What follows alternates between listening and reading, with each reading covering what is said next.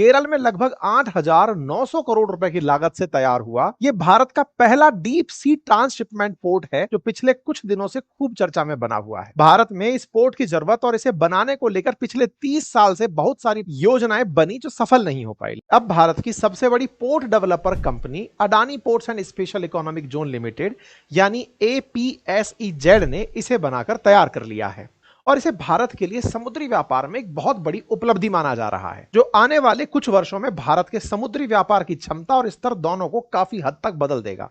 और सिर्फ यही नहीं, इस पोर्ट को भारत के लिए एक बहुत बड़े रणनीतिक लाभ के तौर पर भी देखा जा रहा है। अब साथियों, इस पोर्ट से जुड़े इन सारे दावों के बीच बहुत से सवाल भी सामने आते हैं। पहला सवाल तो यही है कि आखिर ऐसा क्या है इस पोर्ट में जो भारत में मौजूद बाकी बंदरगाहों में नहीं है। अगर संख्या की बात करूं तो विजिंगम पोर्ट पहले से ही भारत में 13 बड़े और 27 छोटे बंदरगाह पहले से मौजूद हैं, जो महाराष्ट्र, गुजरात, पश्चिम बंगाल, कर्नाटक, तमिलनाडु, केरल, उड़ीसा, आंध्र प्रदेश जैसे समुद्री सीमा वाले राज्यों में उपयोग किए जा रहे हैं। और जब भारत के पास इतने सारे बंदरगाह पहले से ही मौजूद हैं, तो लगभग 9,000 करोड़ की लागत से बना विजिंगम पोर्ट को इतना खास क्यों माना जा रहा है? कौन से वो कारण हैं जिसके चलते भारत में मौजूद इन सभी बंदरगाहों से इसे अलग बनाते हैं? साथियों, विजिंगम पोर्ट से जुड़ी हर एक चीज, इसमें उपयोग होने वाली तकनीक से लेकर इसकी लोकेशन, भारत के लिए डीप सी ट्रांसशिपमेंट का महत्व और भारत से होने वाले समुद्री व्यापार में इसकी भूमिका, हर एक बिंदु पर आज इस वीडियो में हम चर्चा करेंगे और आंकड़ों की मदद से आपको समझाएंगे कि कैसे केरल में तैयार हुआ यह डीप सी ट्रांसशिपमेंट वाला विजिंगम पोर्ट भारत के समुद्री व्यापार के गणित को बदलने का काम करेगा और कैसे आने वाले 4 दशक में यह पोर्ट 2,15,000 करोड़ का रेवेन्यू जनरेट करेगा।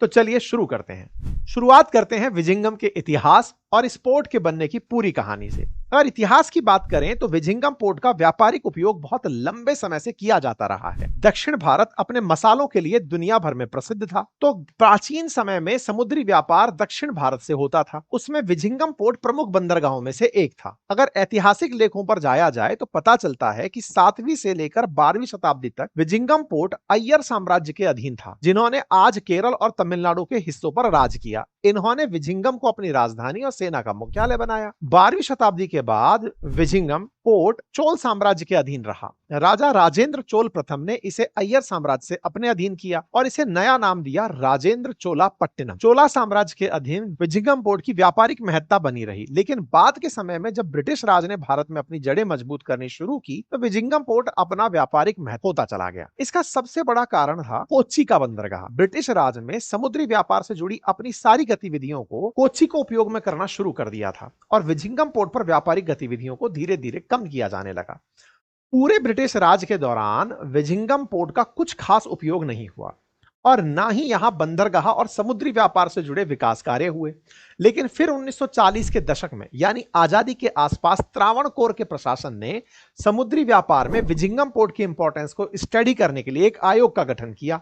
जिन्होंने यह काम शुरू करवाया था उनका नाम था CP रामेश्वर अय्यर, जो कि उस समय त्रावणकोर के दीवान थे। उनके कहने पर ब्रिटिश इंजीनियर ने विजिंगम पोर्ट के लिए सर्वे शुरू किए, जिसके बाद साल 1946 में लोक निर्माण विभाग ने विजिंगम पोर्ट के प्रोजेक्ट की शुरुआती काम के लिए विजिंगम हार्बर स्पेशल सेक्शन का गठन किया। अब यह प्रोजेक्ट शुरू तो हो गया था, लेकिन आजादी के बाद इस पर काम करने के लिए कोई सोचा ही नहीं गया। यह प्रोजेक्ट 45 साल तक लटका रहा। साल 1991 में केरल सरकार ने डीप वाटर पोर्ट प्रोजेक्ट की बात सबके सामने रखी कि भाई हमारे पास प्राकृतिक गहराई वाला तट है, तो हमें इसे उपयोग करना चाहिए। केरल सरकार के इस प्रस्ताव पर 1995 में शुरुआती काम होना शुरू हुआ। प्रोजेक्ट को लेकर MOU तैयार किए गए, लेकिन बात फिर नहीं बनी। कारण था इस प्रोजेक्ट पर लगने वाला खर्च और उस खर्च पर सरकार और प्राइवेट कंपनी की हिस्सेदारी, जो किसी ना किसी कारण से बैठ नहीं पा रही थी। इसके अलावा इसमें लीगल रुकावटें भी आ रही थी। पोर्ट प्रोजेक्ट को लेकर इसके आसपास रहने वाले लोग अपनी जमीन छोड़ने को तैयार नहीं थे। पोर्ट बनने से पर्यावरण को होने वाली भारी नुकसान की बात बार बार सामने आ रही थी। इतनी सारी झंझट को देखते हुए कोई भी इस प्रोजेक्ट में पैसा लगाने के लिए आसानी से तैयार नहीं हो रहा था, जिसका परिणाम यह हुआ कि 1995, 2004, 8 और 10 में इस प्रोजेक्ट की फंडिंग के लिए कई सारी बिडिंग हुई, लेकिन वो सब असफल रही और प्रोजेक्ट लटका रह गया। साल 2015 में अडानी पोर्ट और सेज लिमिटेड ने केरल की सरकार के साथ एक सफल पब्लिक प्राइवेट पार्टनरशिप एग्रीमेंट किया, जिसके बाद इस पोर्ट पर दिसंबर 2015 में काम शुरू हुआ। लेकिन सक्सेसफुल एग्रीमेंट होने के बाद भी इस प्रोजेक्ट को पूरा होने में 10 साल का समय लग गया, जो कि बहुत ज्यादा है। इसमें जमीन का अधिग्रहण, मछुआरा समुदाय का विरोध, पर्यावरण से जुड़े मुद्दों के अलावा और भी बहुत से कारण थे जो पोर्ट का काम शुरू होने के बाद सामने आए, जिनमें सबसे पहला था मौसम और प्राकृतिक आपदा। साल 2017 में जब इस पोर्ट का काम अपने शुरुआती चरण में था, तभी नवंबर के आखिरी सप्ताह में ओची साइक्लोन ने प्रोजेक्ट को भारी नुकसान पहुंचाया। उस समय पोर्ट के ब्रेक वाटर साइड पर काम चल रहा था, जो बुरी तरह डैमेज हुआ था। इसके अलावा केरल हैवी मानसून की तेज और लगातार बारिश बहुत बड़ी प्राकृतिक बाधा इस पोर्ट के निर्माण में देरी कर रही थी। प्रोजेक्ट डिले का अगला बड़ा कारण था मटेरियल शॉर्टेज और कोविड महामारी के कारण ठप हुई सप्लाई चेन। भारत में पहली बार डीप सी ट्रांसशिपमेंट पोर्ट बनाया जा रहा था, तो इसे बनाने के लिए जो जरूरी कंस्ट्रक्शन मटेरियल थे वो बाहर से ही मंगवाए जा रहे थे, जो कि पहले से ही देरी से आ रहे थे। बाकी जो बची हुई कसर थी वो कोविड महामारी ने पूरी कर दी, जिसके चलते पूरी सप्लाई चेन ठप पड़ गई। परिणाम यह हुआ कि पोर्ट निर्माण में लंबे समय के लिए जरूरी लॉजिस्टिक और इक्विपमेंट की शॉर्टेज बनी रही। लेकिन रुकावटें यहीं खत्म नहीं हुई, क्योंकि लॉजिस्टिक्स और इक्विपमेंट की शॉर्टेज के बाद इसमें नेशनल सिक्योरिटी वाला मुद्दा भी सामने आया। जब यह बात सामने आई कि इस पोर्ट में सप्लाइंग क्रेन और कंटेनर मैनेजमेंट के लिए जिस ऑटोमेटेड सिस्टम का उपयोग किया जाएगा, उसमें चीन की company Shanghai Zhenhua heavy industry limited द्वारा बनाए गए सॉफ्टवेयर होंगे। अब चूंकि देश की सुरक्षा को देखते हुए भारत पहले ही चीन की किसी फर्म का पोर्ट प्रोजेक्ट में शामिल होने पर रोक लगा चुका था, तो इससे विजिंगम पोर्ट को, जो कि भारत के लिए बहुत ही क्रूशियल होने वाला था, ऐसे प्रोजेक्ट में चीन में बने सॉफ्टवेयर का उपयोग करने पर सवाल खड़े हो गए। यही हाल राजनीतिक विवादों का भी रहा। अब भले ही इस प्रोजेक्ट की शुरुआत केरल की सरकार के साथ एग्रीमेंट से हुई थी, लेकिन बाद में जब राजनीतिक बदलाव के साथ इस प्रोजेक्ट से जुड़े विवाद में राजनीतिक हस्तक्षेप होना शुरू हुआ, साल 2022 में कैथोलिक चर्च ने पोर्ट के विरोध में खड़े मछुआरा समुदाय को पूरा सहयोग देते हुए कहा कि इस पोर्ट की वजह से हजारों लोगों की जिंदगी बर्बाद हो जाएगी। खुद मार्क्सवादी कम्युनिस्ट पार्टी के लीडर, जिसमें कि केरल के सीएम पी विजयन भी शामिल थे, वो भी इस प्रोजेक्ट को लेकर पूरी तरह से अडानी ग्रुप को सपोर्ट नहीं कर रहे थे। हालांकि पोर्ट के उद्घाटन पर उन्होंने अपना पाला बदलते हुए इस पोर्ट को जरूरत और इसके निर्माण को पूरा करने का क्रेडिट लिया। लेकिन सच यही है कि निर्माण के दौरान इस पोर्ट को लेकर बहुत से राजनीतिक विवाद हुए, जिन्हें केरल की सरकार द्वारा उचित तरीके से नहीं निपटाया गया और पोर्ट निर्माण कार्य में देरी होती रही। इन सारी रुकावटों के चलते ही जो प्रोजेक्ट 2019 में पूरा होना था, वो 6 साल बाद 2025 में पूरा हुआ। लेकिन चाहे कितनी भी रुकावटें आई हों, इस प्रोजेक्ट को पूरा किया और भारत का पहला डीप सी ट्रांसशिपमेंट पोर्ट बना लिया गया। साथियों, अब यह बात हुई इस विजिंगम पोर्ट से जुड़े इतिहास और इसके निर्माण कार्य से जुड़ी जरूरी जानकारी की। अब बात करते हैं इस पोर्ट की उस खासियत की जो इसे भारत में मौजूद बाकी बंदरगाहों से अलग बनाता है। मतलब बड़ा सवाल कि ये स्पेशल क्यों है। देखिए, अगर हम इस पोर्ट की सबसे बड़ी खासियत की बात करें तो मेरे हिसाब से इस पोर्ट का निर्माण उस अडानी ग्रुप ने करवाया है, जिसके ऊपर लगातार आरोप लगते रहे हैं कि ये सिर्फ उन राज्यों में निवेश करती है जहां बीजेपी की सरकार होती है। इससे भी बड़ी बात, एक निजी कंपनी होते हुए भी उस राज्य की सरकार के साथ मिलकर यह पोर्ट बनाया है जो घोर कम्युनिस्ट आइडियोलॉजी की बातें करती है, जिसकी विचारधारा की नींव कैपिटलिज्म के विरोध में और उसे खत्म करने के उद्देश्य से रखी गई है। फिर जब इसके उद्घाटन पर प्रधानमंत्री मोदी जी ने मंच से कहा कि समारोह के बाद बहुत से लोगों की नींद उड़ने वाली है, तो इस पोर्ट का राजनीतिक महत्व और ज्यादा बढ़ गया। अब राजनीतिक दृष्टि से तो पोर्ट के उद्घाटन के दिन ही बहुत खास यह बन चुका था। अब जरा इसकी बाकी विशेषताओं पर भी चर्चा कर लेते हैं।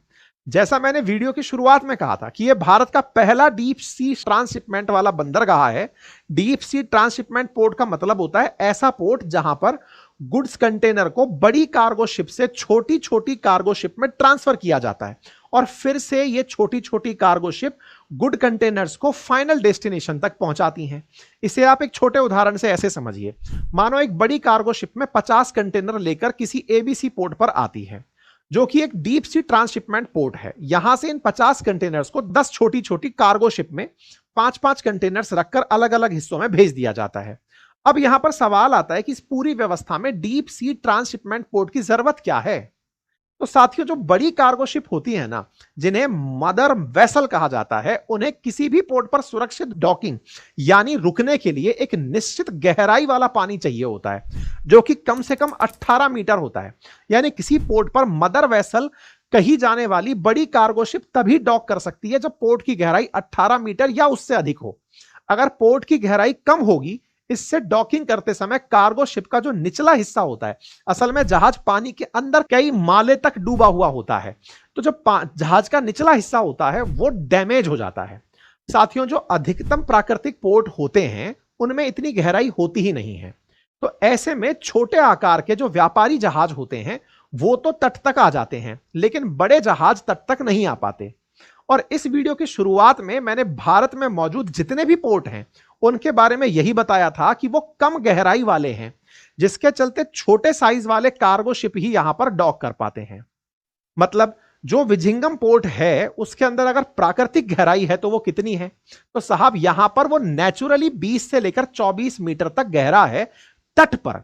ऐसे में मदर वेसल डॉकिंग के लिए बढ़िया से इसके तट पर आ पाएगा। अपनी डीप सी ट्रांसशिपमेंट फैसिलिटी के चलते ही विजिंगम पोर्ट ऐसे अल्ट्रा लार्ज कंटेनर्स को, जिनकी पानी में गहराई काफी है, जो कि 20 फीट के 24,000 से ज्यादा कंटेनर ला सकते हैं, उन कंटेनर्स वाले जहाज को भी तट तक बुला पाएगा। इसकी खासियत सिर्फ बड़ी शिप की डॉकिंग तक ही सीमित नहीं है, बल्कि इसकी कैपेसिटी और इस पोर्ट में उपयोग हो रही तकनीकी इसे बाकी जो पोर्ट हैं भारत के उनसे अलग बनाती है। अगर हम कैपेसिटी की बात करें तो अभी इस पोर्ट पर 10 लाख टीईयू यानी 20 फीट वाले 10 लाख कंटेनर को रखा जा सकता है, और जब इस पोर्ट के बाकी सभी फेज का काम पूरा हो जाएगा तो इसकी कैपेसिटी बढ़कर 20 फीट के बराबर 55 लाख कंटेनर रखने की हो जाएगी। इसके अलावा विजिंगम पोर्ट भारत का पहला ऐसा पोर्ट है जिसमें ट्रांसशिपमेंट से लेकर कंटेनर को ट्रांसफर करने, क्रेन्स के लिए ऑटोमेटेड सिस्टम का उपयोग किया जा सकता है, जिससे पोर्ट में होने वाली सारी प्रोसेस को कम समय में कम खर्च के साथ पूरा किया जा सकता है। तो साथियों, यह तो बात हुई डीप सी ट्रांसशिपमेंट पोर्ट क्या होता है और विजिंगम पोर्ट भारत में मौजूद बाकी पोर्ट से किस तरह अलग है। अब अगले सेक्शन में हम बात करेंगे कि भारत को इसकी आवश्यकता पड़ी क्यों। आज से पहले भारत में डीप सी ट्रांसशिपमेंट पोर्ट की फैसिलिटी के बिना कैसे हमारे यहां कार्गो शिप डॉकिंग को मैनेज कर रहे थे। तो अब मैं आपको बताता हूं इससे पहले की कहानी। तो देखिए, जैसा मैं पहले भी आपको बता रहा था कि डीप सी ट्रांसशिपमेंट पोर्ट की जरूरत पहले थी, जिसके पीछे दो सबसे बड़े कारण थे। पहला, भारत का तेजी से बढ़ता ग्लोबल ट्रेड, और डीप सी ट्रांसशिपमेंट पोर्ट की सुविधा के लिए भारत की दूसरे देशों पर बहुत अधिक निर्भरता। साथियों, आज के समय में बहुत से देशों के लिए बहुत बड़ा बाजार भी है भारत। बहुत से देश भारत के लिए बहुत बड़े बाजार हैं। अगर नंबर की बात करें तो भारत हर वित्त वर्ष, मतलब 2023-24 का अगर मैं आंकड़ा बताऊं तो भारत ने लगभग 437 बिलियन अमेरिकी डॉलर लागत वाली वस्तुओं का एक्सपोर्ट दूसरे देशों को किया है, और लगभग 697 बिलियन अमेरिकी डॉलर की वस्तुओं का आयात दूसरे देशों से भारत में हुआ है। और इस पूरे व्यापार में अगर हम सिर्फ समुद्र से होने वाले व्यापार को देखें तो भारत के विदेशी व्यापार का 95% समुद्री मार्गों से हुआ है। और यह सिर्फ भारत की बात नहीं है, दुनिया भर में अलग अलग देशों के बीच होने वाला ज्यादातर आयात निर्यात भी समुद्र से ही होता है। डेटा बताता है कि 80 से 90% ग्लोबल ट्रेड समुद्री मार्गों से ही होता है। साथियों, ग्लोबल ट्रेड के लिए समुद्री मार्गों का ज्यादा उपयोगी होने के पीछे बहुत ही सामान्य सा कारण है। क्या? क्योंकि ये कम खर्च में अधिक सामान एक जगह से दूसरी जगह पहुंचाते हैं। अधिकतर देशों के बड़े शहर समुद्र के किनारे पर बसे होने का कारण भी व्यापार के लिए बढ़िया कनेक्टिविटी होना ही होता है, जिससे ईंधन की बचत होती है। पर्यावरण की दृष्टि से समुद्री व्यापार एक बढ़िया विकल्प बन जाता है। अब समुद्री व्यापार पर पूरी दुनिया की निर्भरता के बारे में समझने के बाद यह तो साफ हो जाता है कि केरल में बना डीप सी ट्रांसशिपमेंट पोर्ट का भारत के समुद्री व्यापार में बहुत ज्यादा जरूरत थी, लेकिन अभी तक ये जरूरत कैसे पूरी नहीं हुई थी, तो चलिए उस पर चलते हैं। देखिए, अभी तक जो मदर वेसल भारत के सी ट्रेड का हिस्सा होती थी वो कभी भारत के किसी पोर्ट पर आती ही नहीं थी, बल्कि उसे ट्रांसशिपमेंट और डॉकिंग के लिए भारत को या तो सिंगापुर में खड़ा करना पड़ता था या श्रीलंका में, और नहीं तो दुबई में, क्योंकि वहीं पर डीप सी ट्रांसशिपमेंट प्रोजेक्ट थे। यानी भारत का सामान लाने वाले जो मदर वेसल जो दूर से चलकर आ रहे हैं वो या तो दुबई रुकेंगे या सिंगापुर रुकेंगे या फिर श्रीलंका रुकेंगे, क्योंकि वहीं पर बड़े जहाज तट तक जा सकते हैं। फिर भारत माल कैसे आता था? तो भारत अपने छोटे आकार के जहाज वहां भेजता था उनमें कंटेनर्स को लादता था, फिर भारत में लाया जाता था। एक रिपोर्ट इस बात पर जोर देते हुए बताती है कि अभी तक भारत की 75% ट्रांसशिपमेंट एक्टिविटी इन्हीं विदेशी पोर्ट पर होती थी, जिससे भारत को हर साल करोड़ों रुपए का नुकसान तो होता ही था, साथ में दूसरे देशों के पोर्ट पर निर्भर होने के कारण सामान के अंदर आयात निर्यात में अलग देरी होती थी। अगर हम पिछले कुछ वर्षों के आंकड़ों को देखें तो पता चलता है कि डीप सी ट्रांसशिपमेंट के लिए दूसरे देशों पर निर्भरता के चलते भारत को हर साल 220 मिलियन अमेरिकी डॉलर यानी कि लगभग 1800 करोड़ रुपए का नुकसान झेलना पड़ता था। लेकिन अब एक साल के भीतर भारत कार्गो शिप का ट्रांसशिपमेंट विजिंगम पोर्ट पर ही होगा और दूसरे देशों पर भारत की निर्भरता खत्म हो जाएगी। साथियों, अब यह बात तो हो गई डीप सी ट्रांसशिपमेंट के लिए भारत की दूसरे देशों पर निर्भरता और उसकी आवश्यकता की बात की। अब बात आती है विजिंगम पोर्ट के इकोनॉमिक और जियोपॉलिटिकल इंपॉर्टेंस की। तो पहले हम इकोनॉमिक इंपॉर्टेंस समझते हैं। विजिंगम पोर्ट जैसा जो डीप सी ट्रांसशिपमेंट वाला पोर्ट है, वो किसी भी देश के लिए कितना जरूरी और फायदेमंद हो सकता है, इसके लिए आप उदाहरण के रूप में दुबई और सिंगापुर को समझ सकते हैं। पिछले कुछ दशकों में दुबई और सिंगापुर ने किस गति से विकास किया है तो हम जानते हैं, लेकिन इन दोनों के इस विकास में इनकी लोकेशन का बहुत बड़ा योगदान है। जहां एक तरफ दुबई ने अपने यहां पर डीप सी ट्रांसशिपमेंट और कार्गो शिप के लिए फ्यूल सप्लाई की फैसिलिटी को तैयार किया, जिससे दुबई यूरोप की तरफ से सी ट्रेड का केंद्र बन गया। हर साल हजारों कार्गो ने यहां पर सर्विस लेना शुरू कर दिया, जिससे दुबई की इकोनॉमी में हजारों करोड़ का रेवेन्यू जनरेट होना शुरू हो गया। ठीक यही कहानी सिंगापुर के साथ हुई। वो पोर्ट ऑन कॉल बन गया, समुद्री व्यापार के सबसे व्यस्त मार्ग, जिसे आप स्टेट ऑफ मलक्का के रूप में कंसीडर करते हैं, वहां से होने वाले कार्गो शिप के लिए डीप सी ट्रांसशिपमेंट और फ्यूल सप्लाई का केंद्र यह बन गया। दुबई और सिंगापुर ने अपनी स्ट्रेटेजिक लोकेशन और डीप सी ट्रांसशिपमेंट पोर्ट की सुविधा के चलते मोटा पैसा बनाया और अभी भी बना रहे हैं। अभी थोड़ी देर पहले मैंने आपको बताया कि भारत हर साल 1800 करोड़ रुपए खर्च कर देता है दुबई और सिंगापुर में स्थित इन डीप सी ट्रांसशिपमेंट की सुविधा वाले पोर्ट्स की सर्विसेज पर।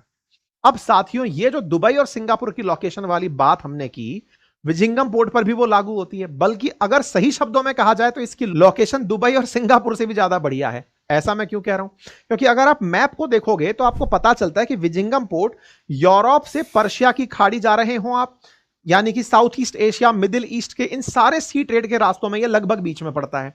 यानी कि लगभग 10 नॉटिकल माइल के आसपास, 19 किलोमीटर आप चलोगे तो आपको पूर्व में यह मिल जाएगा। अब ये जो ईस्ट वेस्ट शिपमेंट चेन है, इस पर भी कार्गो शिप का बहुत ज्यादा ट्रैफिक होता है।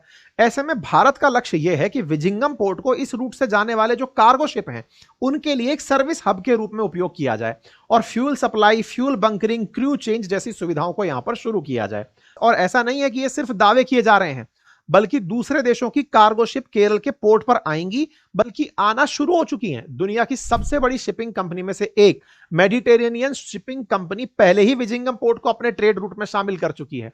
जब पिछले साल इस पोर्ट की ट्रायल शुरू हुई थी, तब से इस पोर्ट पर कार्गो शिप आने लग गई थी। पिछले महीने तक इस पोर्ट पर 263 शिप ऑलरेडी आ चुकी हैं, जिन पर 20 TEU यानी 5,36,000 कंटेनर आ चुके हैं। और ये नंबर तब के हैं जब इसे पूरी तरह से कमर्शियल यूज के लिए शुरू भी नहीं किया गया था। आने वाले समय में जैसे जैसे इसके कमर्शियल यूज को बढ़ाया जाएगा, यहां आने वाले शिप्स का नंबर बहुत तेजी से बढ़ेगा। इसके अलावा जो India middle east European economic corridor बन रहा है, यानी आईमैक की जो बात हम करते हैं, वो भी भारत, यूरोप और मिडिल ईस्ट जैसे देशों के व्यापारिक गतिविधि को बूस्ट देने के लिए एक प्लान्ड इकोनॉमिक कॉरिडोर है। अगर ये कॉरिडोर शुरू हो जाता है तो इसके लिए भी विजिंगम पोर्ट की सबसे ज्यादा उपयोगिता बनी रहेगी ट्रेड इंपॉर्टेंस के लिए, और इन सारी चीजों का फायदा पड़ेगा केरल की लोकल इकोनॉमी को और इस पोर्ट से होने वाले रेवेन्यू जनरेशन पर भी। रिपोर्ट की माने तो इस पोर्ट के शुरू होने से एक साल में 2500 करोड़ की कमाई होगी, वहीं आने वाले 40 सालों में 2,15,000 करोड़ का रेवेन्यू जनरेट होगा। अगर नौकरियों की बात करें तो लगभग 5,000 नई नौकरियां ये पोर्ट जनरेट करेगा। सिर्फ नौकरियां और इनकम ही नहीं, बल्कि इस पोर्ट से भारत की निर्यात कैपेसिटी बढ़ेगी, गुड्स सप्लाई चेन ज्यादा मजबूत होगा, निर्यात और आयात पर खर्च होने वाला समय और संसाधन भी बचेगा। ग्लोबल ट्रेड की जो कनेक्टिविटी आसान बनेगी, वो भी एक बहुत बड़ा फायदा होने वाली है। विजिंगम पोर्ट की लोकेशन और कैपेसिटी से यह तो साफ हो जाता है कि आने वाले कुछ सालों में यह पोर्ट भारत के लिए गेम चेंजर साबित होने वाला है। और इस पोर्ट की इस पोटेंशियल को देखते हुए अडानी ग्रुप ने आने वाले कुछ सालों में इसकी बाकी फेजेस को भी काम का पूरा करने के लिए 20,000 करोड़ का निवेश करने का प्लान पहले ही कर लिया है। जैसे जैसे इसके बाकी फेजेस का काम पूरा होता जाएगा, इसकी कैपेसिटी और ट्रेड इंपॉर्टेंस बढ़ती चली जाएगी। साथियों, विजिंगम पोर्ट से जुड़ी इकोनॉमी और इसकी ट्रेड इंपॉर्टेंस को समझने के बाद अब बात आती है इसके स्ट्रेटेजिक इंपॉर्टेंस की। न्यूज हेडलाइंस में इस पोर्ट की इकोनॉमी और ट्रेड की गणित पर तो बहुत बात हुई, लेकिन जियोपॉलिटिक कन्फ्लिक्ट्स में इसका जो सबसे बड़ा और महत्वपूर्ण उपयोग हो सकता है उसके बारे में उतनी बात नहीं हुई, या यूं कहें कि इतने सारे फायदे के बीच इसका जो सबसे बड़ा उपयोग था वो छिपा रह गया। तो इस पर भी अब थोड़ी चर्चा कर लेते हैं। जियोपॉलिटिकल इंपॉर्टेंस क्या है? अगर आप भारत में सबसे ज्यादा आयात होने वाले चीजों पर अगर नजर डालें तो आपको पता चलता है कि भारत में सबसे ज्यादा मात्रा में खनिज तेल का आयात किया जाता है, जिसमें क्रूड ऑयल भी शामिल है। भारत के कुल आयात का 1/3 लगभग 33% सिर्फ क्रूड ऑयल ही आता है। पिछले साल की एक रिपोर्ट के अनुसार फाइनेंशियल रिपोर्ट 2023-24 में 232 मिलियन टन क्रूड ऑयल का आयात हुआ था, जो भारत की कुल खपत का 88% था। यानी अगर भारत 100 टन क्रूड ऑयल उपयोग करता है तो 88 टन बाहर से आता है। क्रूड ऑयल पर यह जो निर्भरता है यह आपातकालीन स्थिति में किसी भी देश के लिए बहुत बड़ी चुनौती बन सकती है। चीन का ही अगर मैं उदाहरण लूं तो जब कभी भी अमेरिका और चीन के बीच युद्ध की स्थिति बनती तो सबसे पहले यही बात सामने आती कि अगर चीन ने कुछ भी किया तो अमेरिका स्टेट ऑफ मलक्का को बंद कर देगा, चीन की सप्लाई चेन को ठप कर देगा और उसकी पूरी अर्थव्यवस्था चौपट हो जाएगी।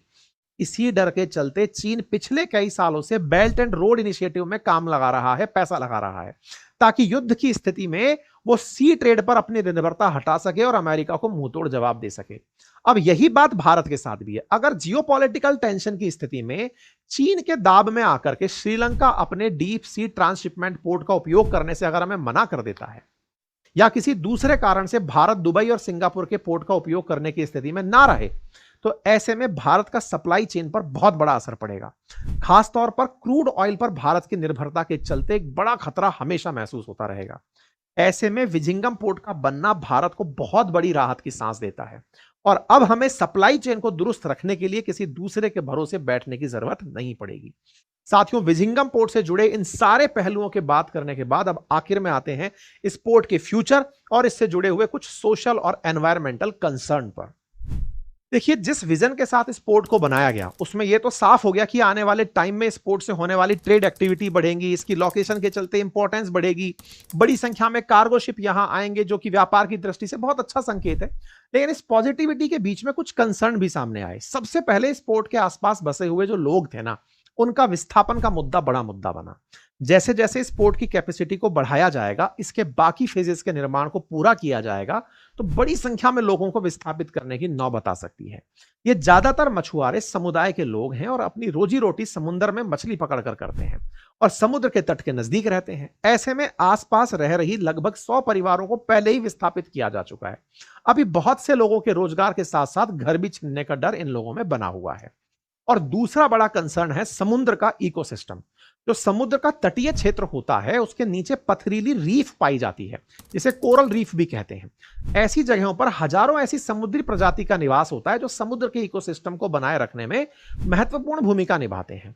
अब जब पोर्ट पर बड़ी बड़ी कार्गो शिप की आवाजाही बढ़ेगी तो उससे जाहिर है कि उनके आसपास कुछ दूरी तक मौजूद समुद्र का इकोसिस्टम बुरी तरह प्रभावित होगा। खैर, यह भी निश्चित है कि कुछ फायदे के साथ उसकी एक कीमत भी देनी पड़ती है। हमारे हाथ में सिर्फ इतना है कि हम इसके बुरे प्रभावों को कम कर सकें। जो लोग विस्थापित हो चुके हैं या होने वाले हैं, उनकी जरूरतों के अनुसार मुआवजा दिया जा सके। बाकी आपका इस विषय पर क्या सोचना है? भारत का विजिंगम पोर्ट की उपलब्धि पर मुझे कमेंट बॉक्स में जरूर बताएं। वीडियो को लाइक और अगर नए हैं तो चैनल को सब्सक्राइब जरूर करें। फिर मिलता हूं अगले किसी ऐसे ही इंफॉर्मेटिव वीडियो में। तब तक के लिए नमस्कार।